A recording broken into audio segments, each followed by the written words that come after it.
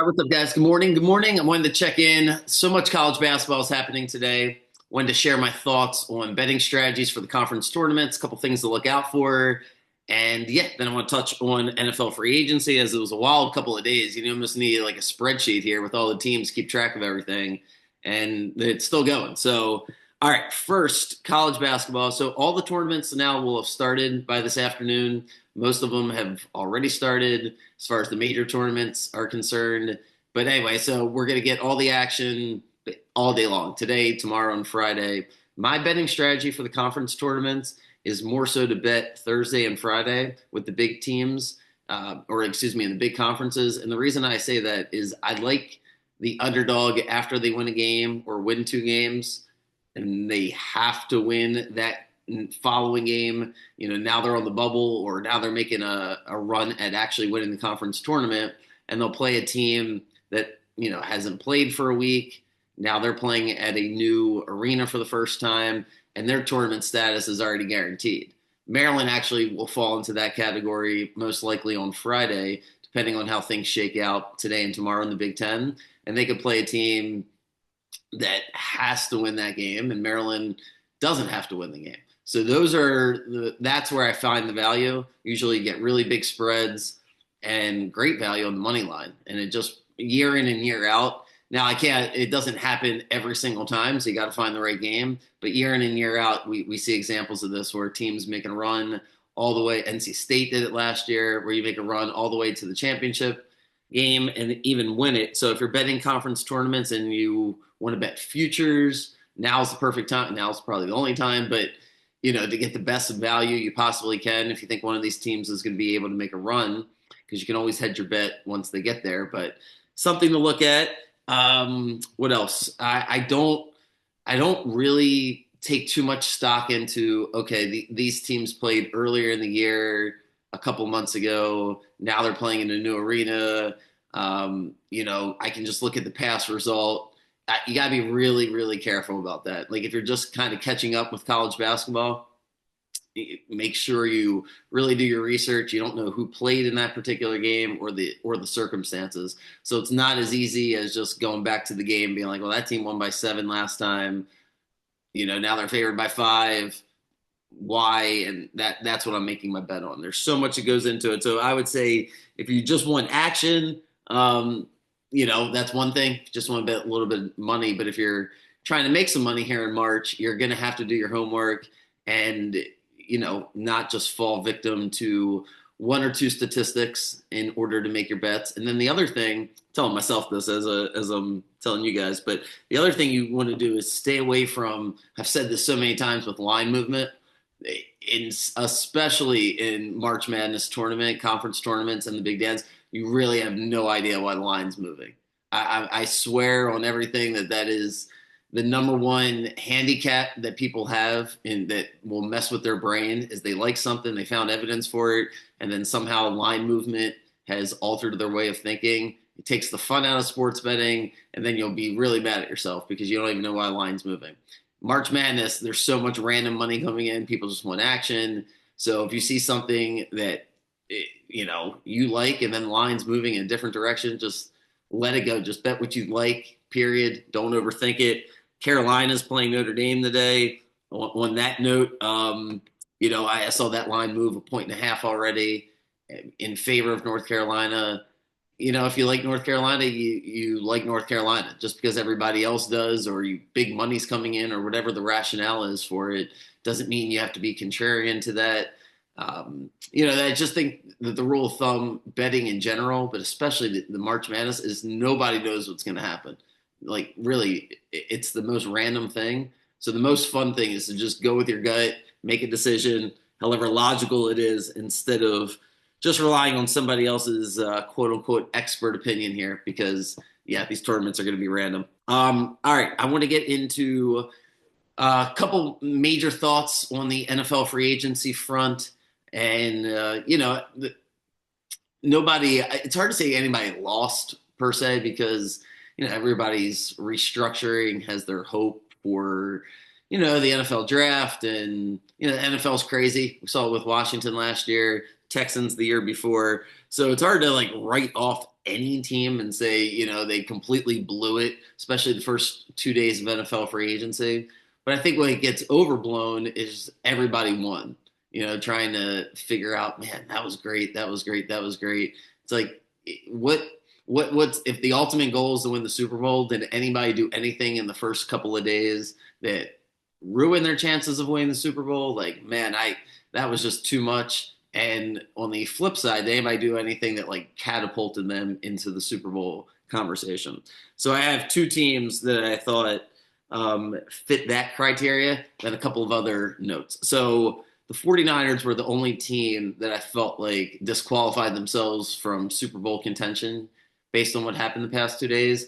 And if I was running the 49ers, I don't know if I would have done it differently. I think I just have to eat it and hope I draft really well, because they dumped a lot of guys. I don't have time to go through all the guys. It was a lot of guys that were part of the past. It's been like a 6-year run now for the Niners. 6-year run, one of the best 6-year runs you'll find without a Super Bowl, probably in the history of the NFL. Like a really great run for them that just culminated last year in injuries, and they got to move on. So they lose a whole bunch of guys, and they're going to double down on the Brock Purdy experience. I don't know exactly what he's going to get paid, but he's going to get paid enough that everything's going to revolve around him. I guess they'll try to run the offense through McCaffrey with one more year. If I'm the 49ers and I draft perfectly, maybe I get to the playoffs and I can win a game there. Like, I mean, the roster still has some pieces, but yeah, if they were able to rework some different guys and then run it back, I would be like, yeah, maybe they're a fringe Super Bowl contender if they could try one more time. But yeah, they lost too many guys, especially on defense. They're going to take a step back. And unfortunately, that's, if you're a 49ers fan, I don't know how many people, listening are, but if you're a fan, that you got to appreciate the fact that they went for it. And now their hands were tied behind their back. They can keep some of these guys and move off of Purdy. And where do you go? You're picking in the middle of the draft. You're going to get a rookie. And that guy's not going to take it to the Super Bowl. So you got to hope Purdy takes a huge leap, plays with a chip on his shoulder, knowing he won't have some of the players that he's had in the past couple of years. They won't be favored. But yeah, overall, I think you're being super contrarian. If you're like, I still like the Niners here. I think they can win the Super Bowl. I think they took themselves out of contention, whereas they've been in contention for the past 6 years. And then another team on the flip side actually got two of the 49ers players, I think, put themselves in a position where I wouldn't be shocked if they were in the Super Bowl at all, and that's the Broncos. Peyton did a great job last year with Bo Nix, and they added Greenlaw, the linebacker from the Niners, who got hurt in the Super Bowl and then came back. I don't know if it was halfway through the year this year. I think he's still an elite player, chip on his shoulder. And then they got Hufanga, Talanoa Hufanga, the safety from the 49ers, who's a really solid safety, who already paired with a super solid cornerback situation in Denver.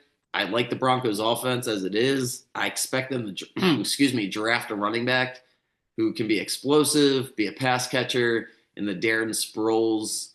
I don't know if it'll be the same build as Darren Sproles, but have that element that Peyton likes, the pass catchers, the Pierre Thomas that he had in New Orleans. And Bo Nix was really good last year.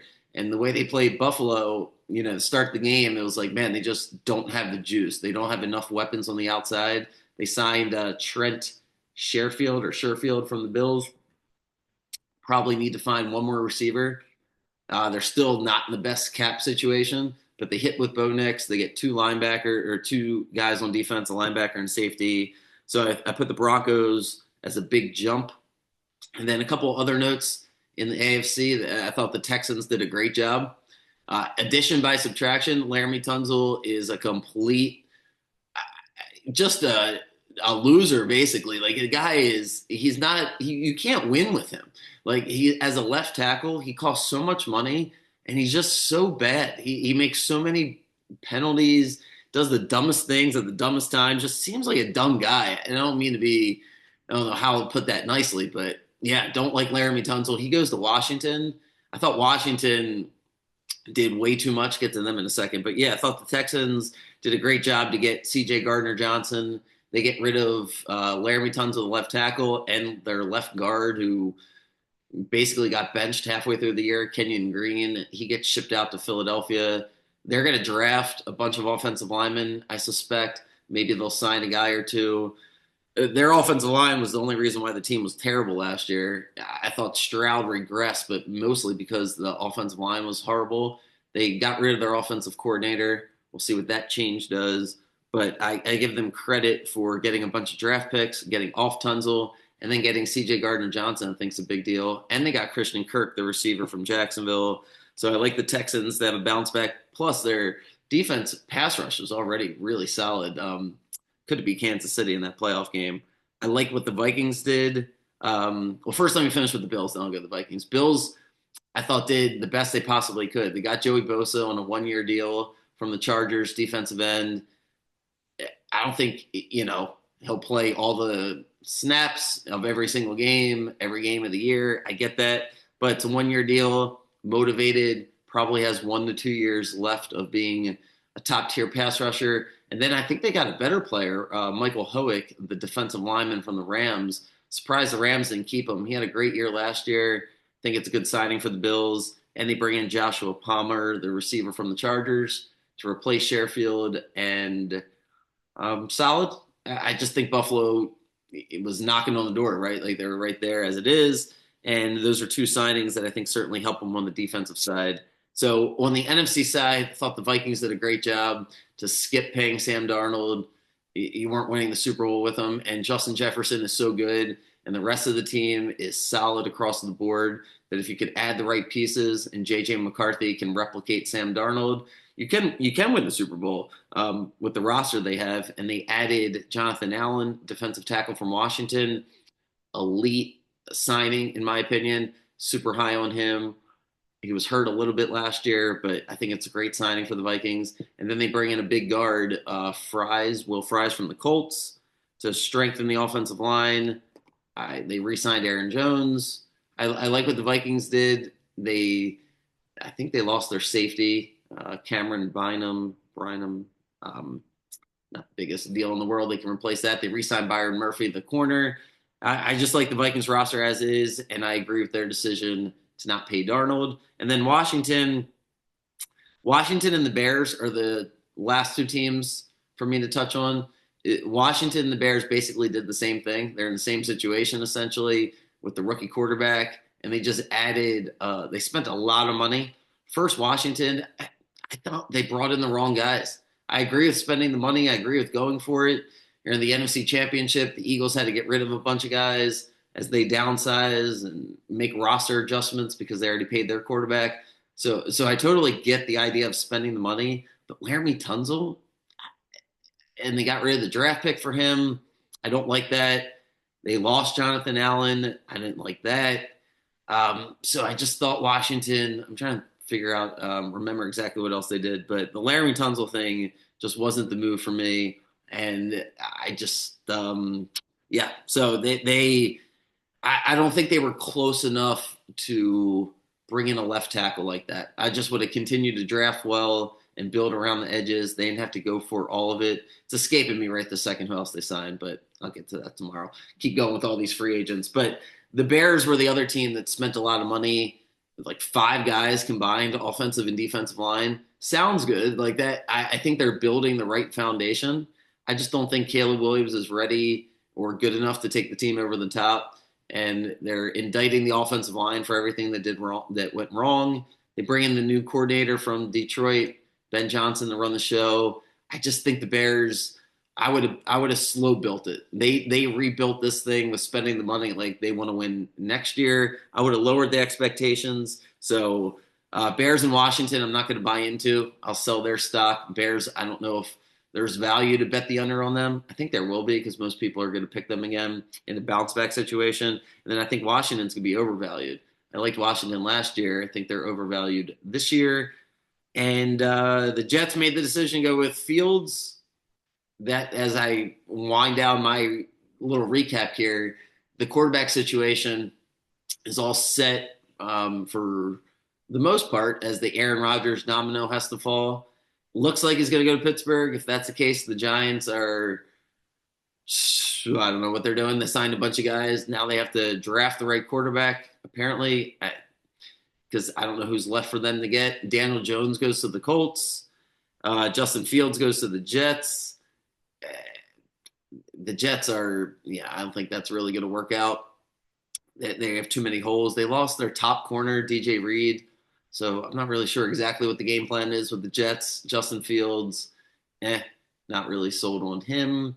And yeah, Daniel Jones is a good battle. I can't talk about the Colts. They still piss me off from what they did last year.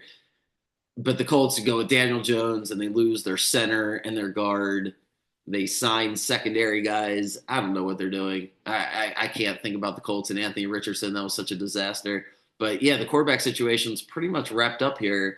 As the Steelers, I have to go with Aaron Rodgers. It looks like that's going to be the plan. And then Russell Wilson's still floating out there. Yeah, Sam Darnold goes to the Seahawks. So running out of room for Russell Wilson. I don't know if he goes to the Giants. I don't know if that's what they want to do. That feels like a Pittsburgh light situation from last year. But yeah, we'll see. Things will continue to evolve. I'll do Raven stuff soon.